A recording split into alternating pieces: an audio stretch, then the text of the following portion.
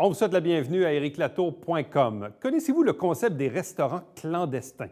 Restaurants cachés, speakeasy. Bien, il va y en avoir un à Saint-Jean-sur-Richelieu. Il va s'appeler « Parle-en pas trop », mais on va quand même en parler un petit peu pour vous le faire connaître.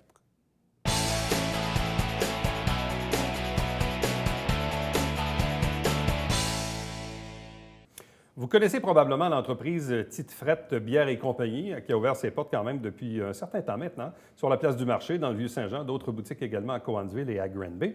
Mais évidemment, les propriétaires ont la tête remplie de projets. Ça faisait quelques semaines, quelques mois qu'on entendait parler de ça, une histoire de... Là, ils vont faire un restaurant caché. Mais c'est quoi ça, un restaurant caché au juste? Mais là, ça ouvre là, dans très peu de temps. Ils sont avec nous. Je présente nos deux invités. Carl Magnon, bonsoir. Bonsoir. Compagnie de Jérémy Poupard, bonsoir et bienvenue. Salut, Eric. C'est quoi ça, un restaurant caché? Là, on nous dit, oui, mais on est comme dans le temps de la prohibition, etc. C'est quoi le concept derrière ça? En fait, dans les années de la prohibition, justement, où l'alcool était illégal, finalement, les gens aiment ce vice-là. Hein? Donc, ils essayaient de trouver une façon de pouvoir quand même consommer, puis d'aller rencontrer des amis, etc. Donc, surtout dans des places comme New York, on a vu l'apparition de restaurants qui étaient cachés dans une ruelle, qu'il fallait passer à travers un frigo à boucher. Puis personne en parlait. Donc, c'est un peu le concept de speakeasy, parle-en pas trop, finalement, la traduction française. Et on a vu l'apparition en ce moment à New York, le retour, si on veut, de ce type d'établissement-là, puis beaucoup à Montréal. Et ça fait fureur parce que c'est vraiment un restaurant où si ton ami t'en parle pas, tu le découvriras jamais. Donc, c'est vraiment une expérience. On se sent finalement chanceux de connaître cette place-là. Et comment cette idée-là vous est venue? Comment c'est venu sur la table? Parce que déjà que vous gérez quand même 3 boutiques, l'entreprise n'a quand même pas 20 ans non plus. Je veux dire, vous êtes quand même dans les premières années d'opération de vos boutiques de bière de microbrasserie. Pourquoi vous embarquez dans un projet comme ça? En fait, quand on a pris la boutique dans le Vieux-Saint-Jean pour la Petite Frette, on a découvert le restaurant qui était là avant. Oui. Puis, en arrière, il y a quelque chose qu'on a trouvé de magnifique. Puis, ça nous a inspirés. Fait qu'on voulait faire quelque chose durant l'été sur cette terrasse-là qui est en arrière. Puis, Carl, récemment, il a aménagé en haut de la boutique. Puis, par pur hasard, il est tombé sur un local pas très loin. Puis, on l'a trouvé, comme ça, par magie. Puis, c'est comme un appartement caché qui connecte justement un petit peu avec ce qu'on fait présentement. Fait qu'on a pris la décision d'ouvrir pas juste seulement l'été, mais sur toute l'année. OK. Donc, c'est un local qui n'est pas attenant au local de Tite Frette actuel. Exact. Donc, c'est un ancien appartement qui est zoné commercial et résidentiel, mais que c'est connecté à notre terrasse arrière. Donc, de la façade, on a juste l'impression que c'est un bloc d'appartement, mais finalement, en rentrant dans le local, dans l'appartement, on se rend compte qu'on a accès à la terrasse. Bon, parce que la fameuse terrasse, moi, j'y suis déjà allé il y a quelques années, parce qu'il y a eu quand même quelques restaurants dans ce local-là. Bon, il y a eu des bars aussi, mais il y a eu, entre autres, dans les derniers restaurants de moules, entre autres. Mais je me rappelle de la très petite terrasse qui est comme à l'intérieur de la cour, où à l'époque de mémoire, je pense qu'il y avait 3-4 tables, ou en tout cas, c'était pas super grand nécessairement, mais c'était quand même assez particulier comme ambiance d'être, oui, dans le restaurant ou de rentrer sur la petite terrasse en question. Ouais. Mais là, dans le fond, là, comment ça marche? Les gens doivent réserver. C'est ça. Il y a quand même un nombre de places limité. Exact. Je veux dire, Oui. Donc, à partir de mardi, la semaine prochaine. Qui est le 11. Le 11. Donc, à partir du 11 février. Oui, OK? à partir du 11 février, les gens vont pouvoir réserver. Les détails vont être sur notre page Facebook. Et en réservant, c'est là qu'on va obtenir les détails de l'adresse. Pour s'y rendre. Exact. Parce que il n'y a aucune enseigne à l'extérieur. C'est ça un peu la particularité, parce qu'on ne veut pas de gens qui font juste rentrer dans le restaurant parce qu'ils marchent dans la rue. Il faut que ça soit quelqu'un qui est recommandé par toi, Eric, parce que toi, tu es allé au restaurant. Donc, c'est un peu ça le concept derrière ça. Puis la terrasse intérieure, elle est gigantesque. La terrasse qu'on a, écoute, on croit qu'on va être dans les alentours de 70 places. OK. Oui, donc quand même, ça risque d'être assez intéressant pour l'été. Le restaurant qu'on ouvre là, justement dans les prochaines semaines, l'intérieur, c'est environ 20-22 places assises. Fait que c'est très petit. On va ouvrir juste le vendredi puis le samedi pour commencer, pour se roder. Fait que c'est vraiment... Donc, une vingtaine de places à l'intérieur, mais un potentiel de 60 places pour la terrasse. Exactement. C'est ça. Pourquoi on veut limiter ça? Au début, on allait faire le projet uniquement l'été, uniquement sur la terrasse. Mais quand on a vu le petit local, on s'est dit, ça pourrait être intéressant de faire ça même l'hiver, même si c'est des tout petites salles, parce qu'il ne faut pas oublier que c'est un appartement. Donc, c'est des tout petites salles très, très, très chaleureuses. Puis ça va nous permettre de donner une expérience aux clients encore plus inoubliable, puis très, très axée sur le service. Donc là, les gens vont réserver Oui. en ligne. Oui. Là, on va leur offrir les instructions, les indications pour s'y rendre. Oui. Là, est-ce que vous rendez ça compliqué pour le plaisir de la chose? Je ne sais pas. Bien, c'est une expérience, en fait, qu'on veut créer. Le concept aussi de la nourriture, c'est tous des produits encore 100% québécois, du terroir. L'objectif, c'est de faire découvrir des produits locaux. On va faire affaire avec le Au Gré des Champs, là, justement, là, pour tout ce qui est plateau. On va avoir des charcuteries, fromages, etc. Avec la nouvelle épicerie aussi qui vient Avec la nouvelle épicerie, exactement, qui vient d'ouvrir. Fait que le concept, c'est vraiment de vivre une expérience. Il va y avoir de la bière avec petite traite, c'est sûr. Mais il va y avoir de l'alcool fort, vodka, gin du Québec. Il va y avoir des vins aussi, vins du Québec, vins nature. Fait que l'objectif, c'est pas juste de découvrir la bière, mais c'est vraiment tous les produits magnifiques du terroir du Québec. Parce que vous avez bien sûr un permis d'alcool. Exact. Qui vous permet donc de l'opérer. Donc, C'est ça. on n'est pas dans un concept d'apporter sa boisson. Donc, c'est Non, vraiment, exact. donc, vous avez un permis pour vendre de l'alcool. C'est vraiment pour mettre nos bières, finalement, de l'avant. Là. Notre concept, c'est pas justement de créer un autre pub, c'est vraiment de créer un endroit pour mettre tous nos produits du terroir de l'avant qu'on offre à la boutique et nos bières qu'on crée en collaboration, par exemple, ceux qu'on a vus avec la Gabière. Pour te donner une idée un peu du concept de magie, quand on va rentrer, parce que tout est un peu dans le underground, on va rentrer, puis la première chose qu'on va vous donner, ça va être un livre. Puis dans le livre, à quelque part, là-dedans, il va y avoir le menu des alcools, parce qu'il ne faut pas trop en parler. Tu comprends? OK, c'est caché. C'est ça. Aussi, les fenêtres sont toutes brouillées. Donc, on ne peut pas voir à l'intérieur ni à l'extérieur du bâtiment. Pour que, justement, pour encore une fois garder ce côté-là privé pendant que les gens profitent de cette expérience-là. Avez-vous déjà tenté l'expérience, justement? On parlait tantôt de New York ou de Montréal. Est-ce Oui. que vous avez essayé un peu l'expérience? Ah oui. Moi, j'étais à Montréal au Lock Room, puis quand j'étais rentré, je me demandais, coudonc, est-ce que je m'en vais? Tu sais, puis je l'avais trouvé C'est la même bonne sur place. Google. Ouais. Puis c'était un mur avec une bibliothèque. Puis j'étais comme, voyons, c'est où que je rentre? Puis finalement, le mur de la bibliothèque s'est ouvert. Puis le fait de rentrer dans un environnement qui est spécial, qui est un peu magique, chose qu'on essaie de créer, mais ça te met dans un état d'âme qui fait en sorte que ta soirée, c'est quasiment garanti que tu vas avoir du plaisir. Fait que c'est pour ça qu'on a créé ce concept-là. Et là, vous fonctionnez avec 1, 2 services ou c'est un service à Donc, quelle ça va être un heure? minimum pour commencer, on va commencer avec un service, juste pour se roder, pour assurer que tout le monde ait la meilleure qualité possible. Puis éventuellement, probablement dans un mois, on va monter à 2 services. Mais pas plus que ça. On n'est pas. Faut comprendre aussi que pour nous, on s'amuse dans ce projet-là. On le fait pas par nécessité ou parce qu'on veut commencer à ouvrir plein de restaurants partout. C'est aucunement notre objectif. C'est juste qu'on veut faire comprendre aux gens que nos produits du terroir, là, on a des produits exceptionnels, puis on peut les apprêter de des façons assez le fun, puis on s'amuse dans ce projet-là. Bon. Gérer un restaurant, c'est une chose. Il faut un minimum de connaissances ou en tout cas être drôlement bien entouré par du monde qui connaisse ça. Autant au niveau du service que de la cuisine en soi. Donc, quelles sont ces personnes-là qui vous ont accompagné dans le projet? C'est Carl, en fait, que dans sa famille, ça a toujours été dans la restauration. Fait que c'est vraiment lui qui... Je suis né dans la restauration, toute ma famille. OK, donc c'est un monde que tu connais, là. Oui, exactement. On a toutes les deux notre cours de la MAPAC, de gestion des aliments, gestionnaire, etc. Donc, on n'est aucunement inquiet avec ça. Puis, on est très bien entouré de gens, par exemple, le chef du steak frites, qui est un ami personnel à Jérémy, etc. Donc, Mais qui sera dans la cuisine? Là? ça va être vraiment une équipe nouvelle qui va s'occuper de ça, oui. OK, donc vous allez avoir une équipe pour la cuisine, pour le service et tout ça, là. C'est ça. On va être là au début pour vraiment runner la place, parce qu'on veut créer une histoire. Fait que de vivre ensemble, moi, Picard, je pense que c'est important pour après ça bien former l'équipe. Fait que dès le début, on va être là pour le premier mois. Et puis après ça, l'équipe va continuer de runner la place. Ce qui est important à noter aussi que, tu sais, niveau expérience, c'est que l'immeuble où ce qu'on est, je ne sais pas si tu te rappelles, Éric, mais ça l'a passé au feu. Oui. Tu avais entendu parler de ça.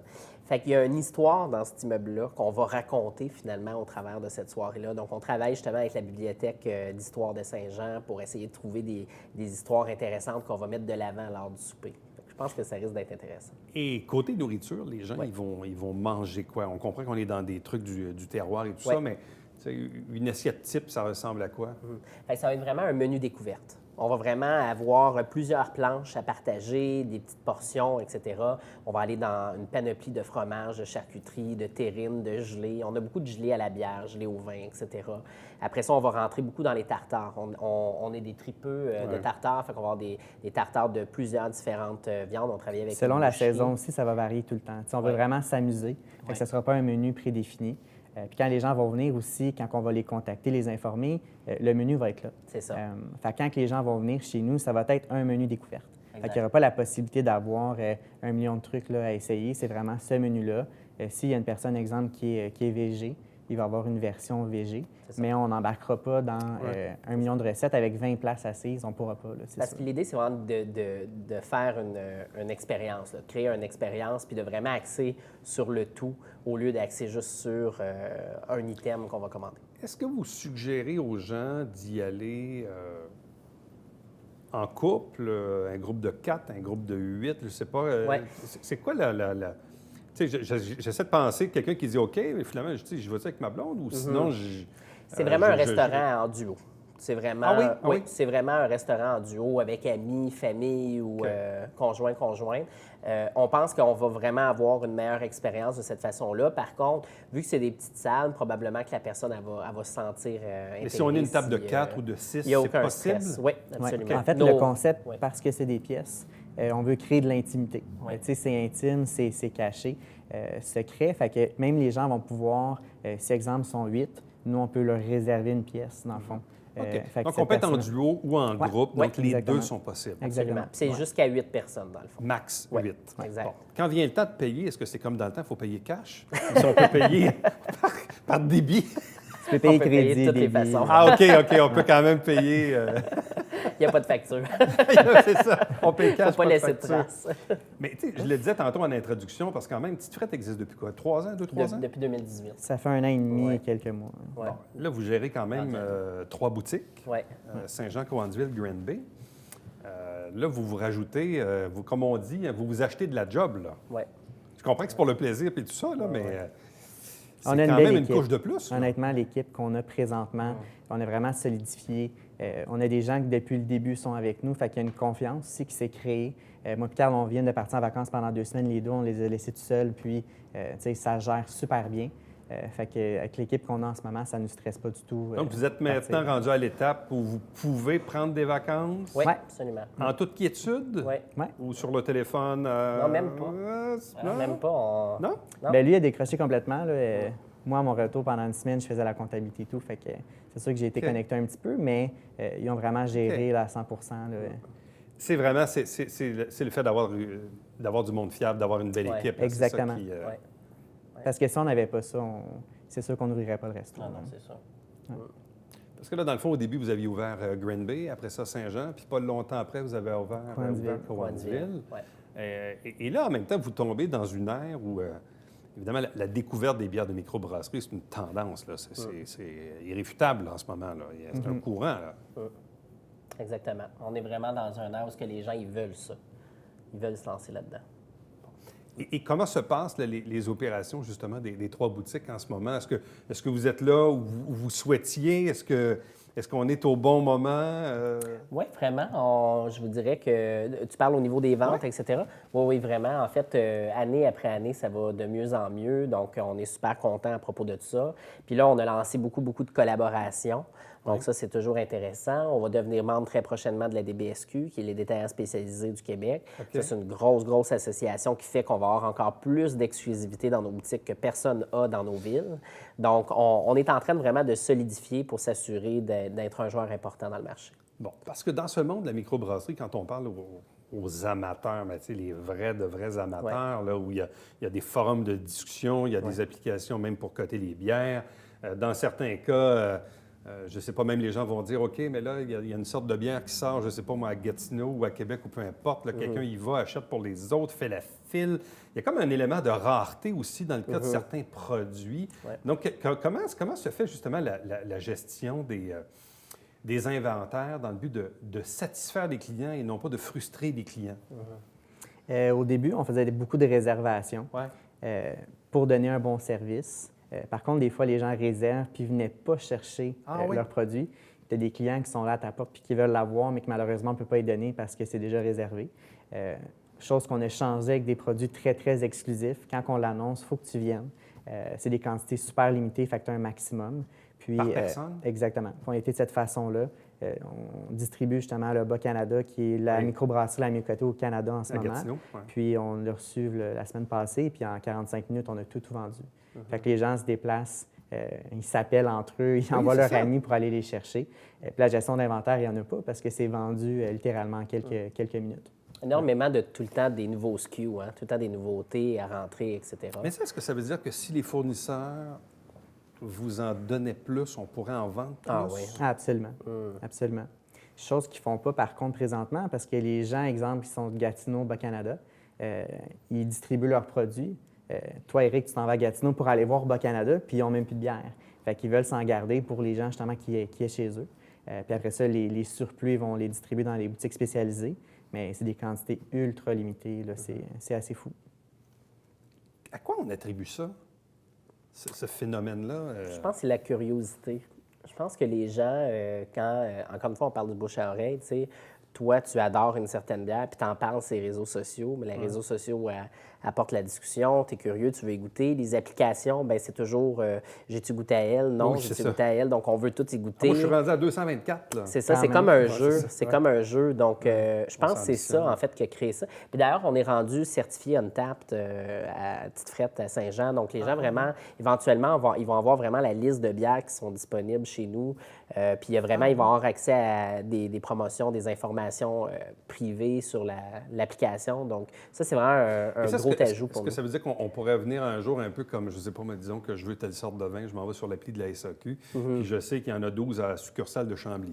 Je ne sais pas à quel point on va être capable d'aller chercher l'inventaire en réel, mais on va C'est être ça l'avenir? Tu sais, l'avenir, Je pense ouais. que c'est ça, oui. Je pense qu'on va s'en aller Dire, moi, vers je veux ça. telle sorte de Bas-Canada. OK, il y en a 12 Ouais. à Petite Frette à Saint-Jean, je m'en vais là. C'est sûr qu'éventuellement, il va probablement falloir, mais les quantités sont tellement minimes que des fois, on se dit, est-ce que... Ça vaut vraiment la peine de Ouais, s'embarquer c'est C'est là-dedans. des bières qu'on ne met même Ouais. pas dans les frigos sur les étagères. Ouais. On les laisse derrière la caisse, puis les gens, ils savent, ils viennent la chercher. C'est Fait que ça. c'est, Fait que, tu sais, quand tu as une Avez-vous caisse... déjà estimé parfois le nombre de bières qu'on pourrait vendre si les fournisseurs étaient capables de ça donner? serait probablement 10 fois plus. Bien, on a Ah, vécu ouais. Boréal avec la Boréale du Nord-Est. Ouais. Oui. Il y avait vraiment un phénomène de rareté quand ça allait sorti. Puis quand on l'avait littéralement en 45 minutes, ça partit. Il a encore cet effet-là, mais quand il nous en donne, il y a vraiment un plus gros volume. Fait qu'on a vécu cette année, je pense que ça a été notre deuxième meilleur vendeur. Ouais, ça a été dans le top 5, puis l'année top dernière, 5. ça ne l'était pas. Donc, Parce- juste pour montrer, dès qu'il augmente la fabrication, bien, nous, il y a de la demande, là. Donc, mais en même temps, tu sais, je veux dire, je pense que c'est un mal pour un bien. Je veux dire, s'il n'y a pas de curiosité puis il n'y a pas un effet de rareté, est-ce que les gens vont autant se garocher dessus? C'est sûr. C'est ça. C'est ça un peu le dilemme. Bon. Donc là, 3 boutiques, un restaurant caché. Oui. Là, c'est quoi la prochaine affaire? Bien là, en fait, on va l'annoncer très prochainement, mais on va faire encore plus de collaborations. OK, vous allez Ouais. augmenter les collabos. Exactement. Donc, pour nous, on a vraiment créé, puis d'ailleurs, elle est déjà sur Untapped, on a vraiment créé la marque de microbrasserie Petite Frette. Donc, c'est vraiment une marque, C'est c'est une pas marque. une micro. Puis, on va travailler avec la Gabière parce qu'on travaille très, très bien avec les gars. Puis, avec d'autres micros pour faire d'autres collaborations. Mais l'idée derrière ça, c'est vraiment de continuer à s'amuser parce que nous, on triple là-dessus. Puis, notre clientèle en demande de plus en plus. Je pense que la clientèle est satisfaite avec les bières qu'on sort en collaboration. Puis, en même temps, ça nous différencie parce que les bières, je veux pas, ils sont disponibles uniquement chez nous, au lieu d'être disponible à l'épicerie, qui est un peu notre compétiteur. Donc, ça l'amène un peu la clientèle. Donc, ça, c'est quelque chose d'autre. Puis d'ailleurs, on est en train de tout refaire le branding de ces bières-là. Puis je pense que ça va être assez exceptionnel. Puis c'est pour ça qu'on veut les servir au restaurant, sur la terrasse, etc. Puis on connaît notre clientèle aussi. Hein? Tu sais, on voit ce que les clients aiment, ce qui sort, ce qu'on aime. Fait qu'on est vraiment les mieux placés, je pense, pour être capable de choisir un produit qui va bien nous représenter puis que la clientèle va apprécier aussi. Parce que des fois, les micros, quand ils sont dans leur train-train quotidien, dans leur cuve, ils ne sont pas toujours à côté des clients à avoir les commentaires, les feedbacks. Nous, on est vraiment toujours Les là avis directs, à là. entendre ce que les clients disent, les commentaires, ce qui est positif, négatif. Nous, on goûte à plein de microbrasseries. Fait qu'on sait ce qu'on aime vraiment. Puis des fois, justement, avec la rareté, c'est difficile de trouver des produits qu'on aime, qui goûtent le goût particulier qu'on peut apprécier. Fait que là, on va le brasser nous-mêmes, puis on va s'amuser, on va triper. Carl, il a voyagé justement un peu partout récemment, puis on a des inspirations d'ailleurs que des fois, ça ne se fait pas ici. Fait que ça nous donne l'opportunité, la possibilité de jouer avec ça. Là, avez-vous encore pour projet de peut-être ouvrir 1 à 2 autres boutiques éventuellement? Ou c'est Oui. pour là? Ah oui, c'est encore sur les plans, ça? Oui, on y travaille fort. On y travaille fort. C'est juste que des fois, il faut savoir quel projet qu'on met en premier. Oui, bien c'est ça. Là. Donc, on a décidé de mettre le restaurant en premier, puis les bières de la marque de microbrasserie, mais c'est vraiment, c'est sûr que c'est dans les plans. Mais viendra un jour où il y Oui. aura d'autres boutiques Oui, dans un absolument. avenir peut-être pas si lointain, là, Oui. dans le fond. Oui. En 2020, ça devrait. En 2020. Ouais, Donc, pour c'est arriver à l'objectif. quoi? Je pense que l'objectif, c'était d'avoir 5 boutiques, je pense. On n'a c'est pas ça? de minimum. Hein? OK. Non, on n'a pas de minimum. Sky is the limit, là, c'est ça. Mais non, mais tu sais, L'objectif, je pense qu'on réalise, c'est que on devient un peu la référence sur la Rive-Sud de Montréal. Fait que si on est capable d'avoir vraiment le marché de la Rive-Sud de Montréal dans des secteurs qui n'ont pas de boutique spécialisée, bien, ça va faire en sorte que la clientèle, la région de la Rive-Sud de Montréal vont avoir accès à des produits qu'il n'y avait pas avant aussi. Là. Donc, mardi, le 11 février, on peut commencer à réserver Oui. au restaurant caché Oui. qui s'appelle Parle-en pas trop. Palzan pas trop. C'est ça. On va quand même en parler un peu. Et ensuite de ça, donc l'ouverture officielle va se faire quand? première semaine de février. De mars. De mars, excuse-moi. première fin de semaine de mars. Ouais. OK, la première Donc, fin de semaine de mars, c'est ça. ça sera donc Ça- la première semaine C'est d'opération. ça, les réservations vont être pour cette journée. Ces 2 Ça jours. va être le vendredi puis le samedi. Oui. Si jamais les gens réservent aussi, là, c'est vraiment important. Exemple, si vous réservez à 7 heures, d'arriver à 7 heures. Parce que justement, il y a un accueil qui est fait. Si tu arrives à 7h15, mais il y a d'autres gens qui vont être là pour être accueillis. Fait que ça va être vraiment important. C'est important de respecter l'heure à Exactement. laquelle Faut penser on que est c'est un peu théâtral. Là. Oui. Tu sais, il y a vraiment une expérience derrière ça. Donc, c'est pour ça que. Mais on va le dire de toute façon, on va leur faire comprendre. Puis, on est même en dilemme à savoir si on laisse les gens prendre des photos ou pas. Ah! Parce qu'on veut pas que les gens voient sans être comprends. venus. Puis c'est encore une fois, tu sais, pense aux années de la prohibition, il fallait pas qu'il y ait de photos, là, parce qu'il allait se faire prendre, puis les policiers allaient tout fermer. Donc, c'est un peu dans cette optique-là qu'on pense même interdire la photographie, donc le cellulaire. On va devoir déposer le cellulaire en entrant. On y pense, Dans le coffre. on y pense. Aïe, aïe, aïe. Ce serait dur, hein, pour certains. Oui. Mais c'est quand même un pas pire dilemme. Où Ouais, on ouais. dit aux gens, vous prenez des photos, Ouais. mais vous ne les mettez pas sur les médias sociaux. Ouais, c'est très... Je sais pas, hein? Ouais, mais c'est ça. C'est difficile, pareil, à y On va penser, choisir. ça. On va prendre le temps d'y réfléchir pour la première semaine. Là, qu'est-ce qu'il vous reste à faire là, d'ici l'ouverture, là? D'ici le début mars? C'est du peaufinage, je te dirais juste de La petite déco, là, décoration. ouais. C'est ça. Un petit peu, juste tester encore quelques items du menu, mettre en place. Tu sais, on a terminé le système de réservation aujourd'hui. Fait que, mais tu sais, on a le permis d'alcool déjà. Donc, tu sais, théoriquement, on pourrait ouvrir déjà, mais on veut vraiment s'assurer que ça soit parfait. Eh boy, Ouais. tout un problème. Là, les gens de votre entourage, ils vous disent quoi? Ils vous disent, vous ne trouvez pas que vous en avez assez? C'est pas... Mais son père, il dit qu'on est fous, là. OK. Bien, c'est intense. C'est Ouais. intense. C'est sûr qu'on voit moins nos amis et la famille Ouais. dans les dernières Ben, les ils vont derniers tous venir au mois. resto. Bien, c'est ça. Mais c'est le fun. Ils sont fiers, je pense, de nous OK. voir aller. Puis, justement, quand mon père il dit on est fou, mais tu vois dans son visage la fierté. Dans tu sais, quoi de- tu t'embarques? Ouais, Mais c'est ça. On a du fun, on s'amuse, puis on travaille fort. Je pense que c'est ça qui fait en sorte que quand on travaille fort, mais qu'on réussit. Puis on est fiers de mettre les produits québécois de l'avant. tu sais. Tout à fait. On a tellement de quoi d'exceptionnel ici, donc ça fait plaisir. Alors, revivons un peu cette époque de la prohibition. On n'avait pas le droit de prendre d'alcool, c'était interdit. Donc là, on va pouvoir le faire, mais dans un lieu quelque part dans le Vieux-Saint-Jean, quelque part dans le c'est ça. centre-ville. On ne peut pas donner l'adresse, c'est interdit. Donc, parle-en pas trop, hein, c'est ça? Parle-en pas trop, speakeasy. Donc, ouverture d'un restaurant caché, opéré par Tite Frette Bière et compagnie. Donc, à vous deux, merci beaucoup. Bonne chance pour la suite. Merci. Très, Merci, très, très Eric. curieux de voir ce que ça va donner. On va sûrement tenter l'occasion d'aller faire un tour. Parle-en pas trop, Eric. On va essayer de pas trop en parler. Non? Merci. Merci. Salut. Bye-bye. Reste avec nous au retour, le Babière quotidien.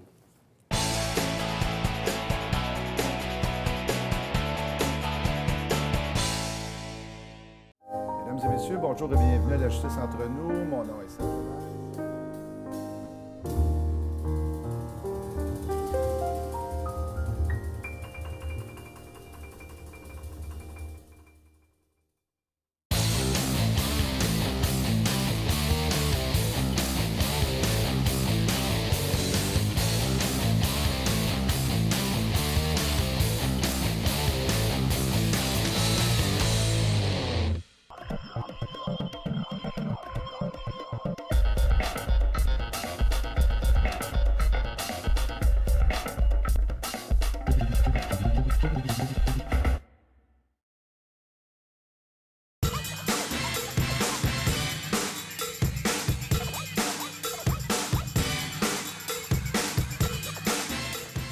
dimanche 9h30, Télé Bingo, on vous attend.